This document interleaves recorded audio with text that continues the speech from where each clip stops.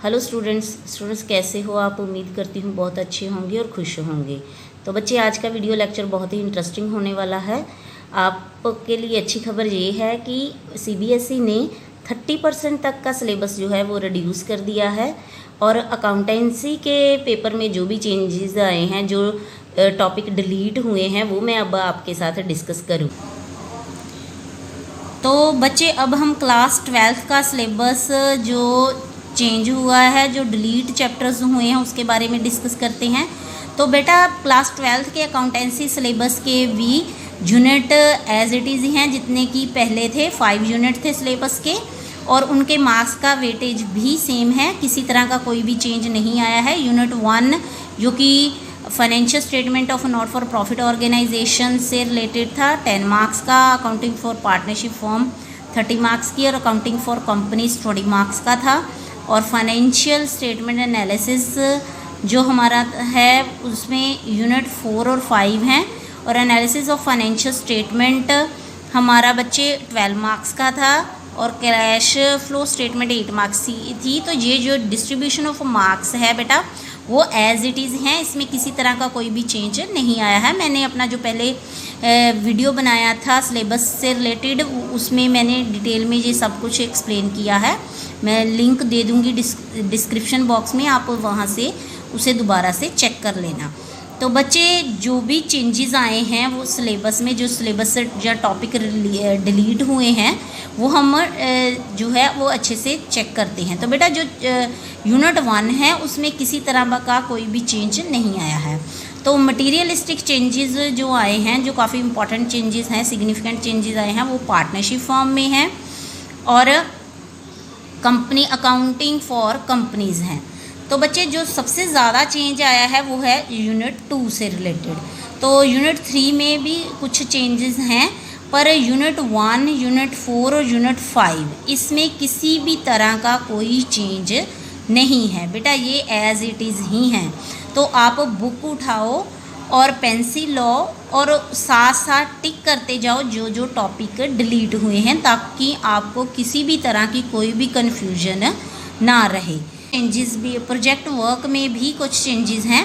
Project work का जो बच्चे पैटर्न है, प्रोजेक्ट फाइल के 4 मार्क्स, रिटन टेस्ट 12 मार्क्स का और वाइवा 4 मार्क्स का, ये एज इट इज़ हैं।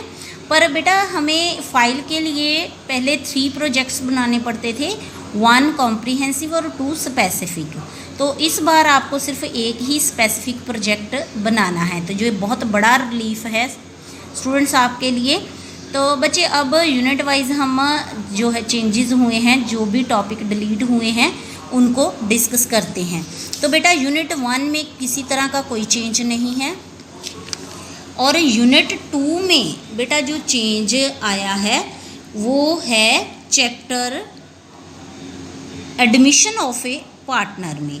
तो बेटा, जो एडमिशन ऑफ पार्टनर है उसमें adjustment of capital, accounts and preparation of balance sheet, बेटा ये टॉपिक जो है, ये दोनों टॉपिक डिलीट कर दिए गए हैं।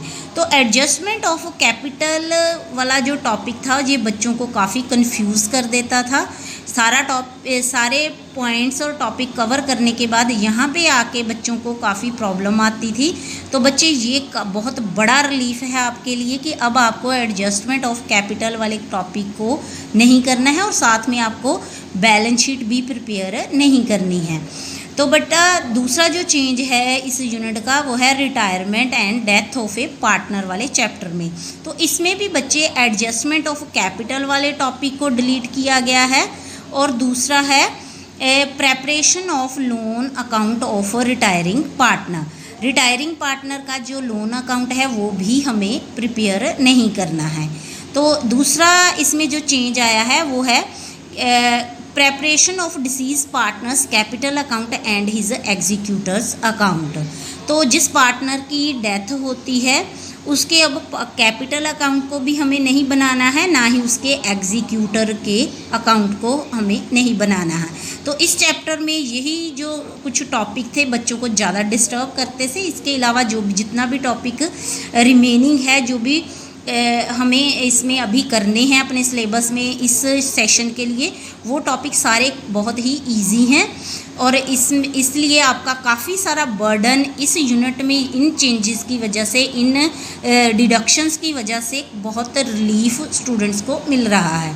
तो बेटा डिसोल्यूशन ऑफ पार्टनरशिप और change in profit sharing ratio वाले चैप्टर में किसी भी तरह का कोई भी चेंज नहीं आया है।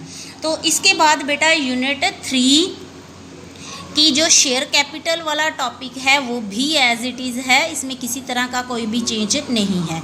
पर अकाउंटिंग फॉर डिबेंचर में बच्चे रिडेम्पशन ऑफ डिबेंचर के जो 2 मेथड्स थे, लमसम मेथड और ड्रॉ ऑफ लॉट्स, ये अब आपको नहीं करने हैं। यूनिट 4 में किसी भी तरह का कोई भी चेंज नहीं है।